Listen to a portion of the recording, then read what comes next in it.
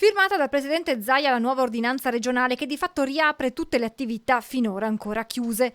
È stato soppesato settore per settore, sottolinea il governatore presentando i contenuti del nuovo provvedimento. Il primo punto riguarda la ripresa dal 15 giugno delle attività di sale cinematografiche, teatri, circhi, arene e spettacoli in genere, secondo le linee guida nazionali, con una novità però. Il numero massimo di spettatori per cinema o altri luoghi di spettacolo, l'Arena di Verona, la Fenice e tutto quello che viene in mente, la Mostra del Cinema di Venezia, è determinato in relazione alla capienza della struttura aperta o chiusa che sia, dovendosi assicurare uno spazio libero tra le sedute fisse. Se ci fossero degli spalti che non hanno numeri, cioè degli spalti senza poltrona per capirci, si tiene la distanza di 1 metro.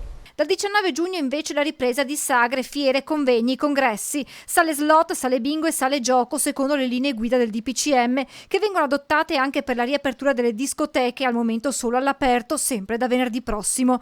Dal 19 al via l'attività del Casildo di Venezia nel rispetto dei protocolli di sicurezza del lavoro sottoscritti dalla relativa amministrazione con i sindacati.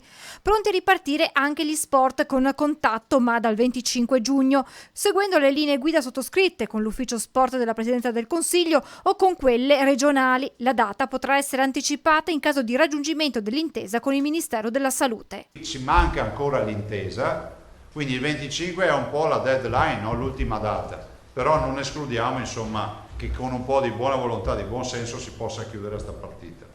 L'ordinanza introduce anche un'importante novità che guarda al 66% di presenza di turisti stranieri in Veneto. I turisti non residenti in Veneto e presenti nel territorio regionale risultanti positivi all'esame diagnostico o con sintomi di contagio devono essere presi in carico dai servizi di igiene e sanità pubblica dell'azienda ULSS competente e sono collocati in isolamento per 14 giorni. Presso dove?